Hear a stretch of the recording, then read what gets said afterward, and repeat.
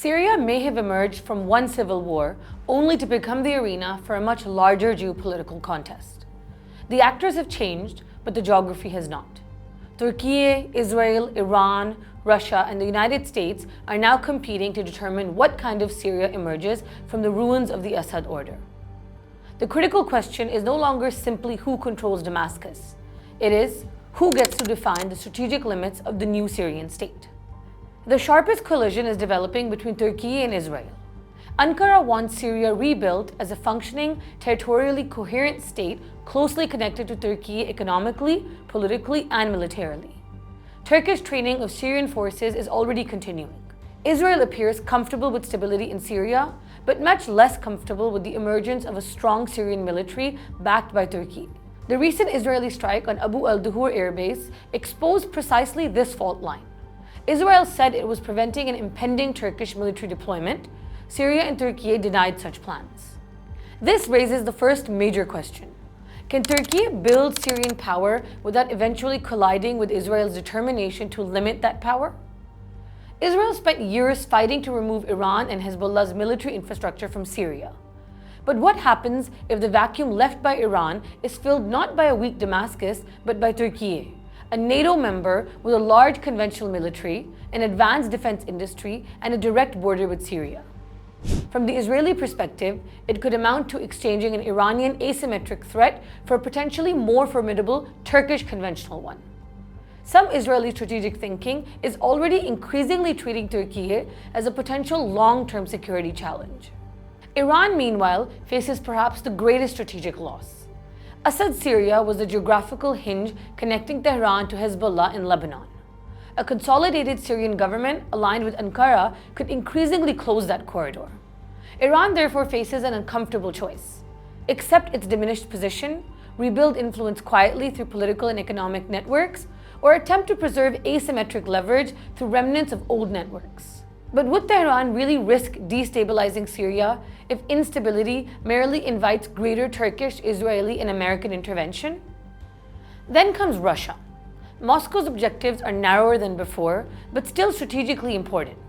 Retain access to the Mediterranean, preserve its military footprint around Tartus and Khmeimim, and remain relevant to Damascus. Russia does not need to dominate Syria to achieve these objectives. It merely needs to ensure that no other power completely excludes it.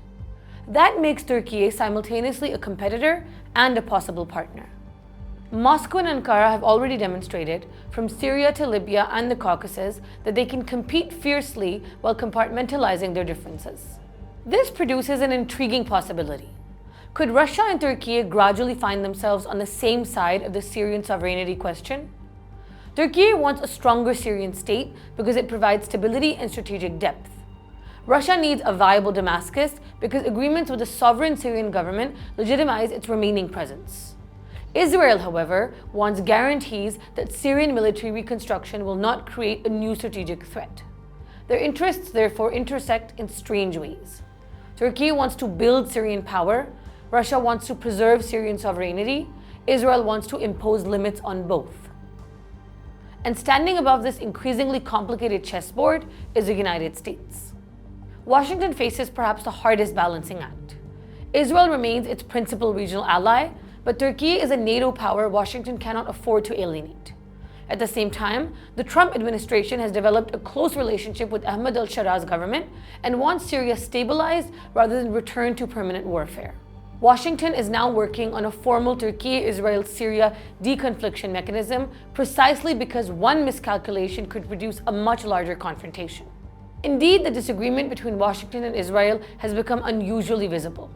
US envoy Tom Barak criticized the Abu al-Duhur strike as potentially provocative, while Israel defended it as a necessary security measure. Yet simultaneously, Washington is pushing Damascus and Israel back towards security negotiations, and Syrian Foreign Minister Asad al-Shaybani says Damascus remains interested despite the recent strikes. So perhaps the emerging Syrian order will not be decided by who defeats whom, but by whether these powers can establish mutually tolerable limits. Could Turkey accept restrictions on where its forces deploy? Could Israel accept a stronger Syrian army provided Turkish strategic weapons remain away from its approaches? Could Russia accept Turkish predominance while retaining its Mediterranean facilities? Could Iran accept political influence without rebuilding its old military corridor? And can Washington construct an architecture that satisfies all of them? If the answer is yes, Syria could become an extraordinary example of competitive coexistence. Multiple powers operating inside the same strategic space, constrained by negotiated red lines. But if the answer is no, the danger is not necessarily a deliberate regional war. It is escalation through miscalculation. Imagine an Israeli strike killing Turkish personnel.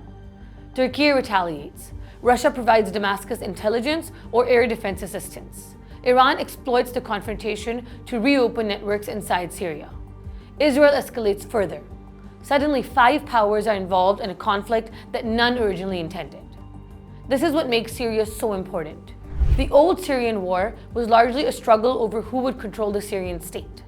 The emerging contest is over something subtler: how powerful that state will be, who will provide its strategic depth, and who gets to impose the limits on its sovereignty. And perhaps the most important question is this: will Syria finally become a sovereign state again, or merely the geographical space where the red lines of 5 competing powers meet?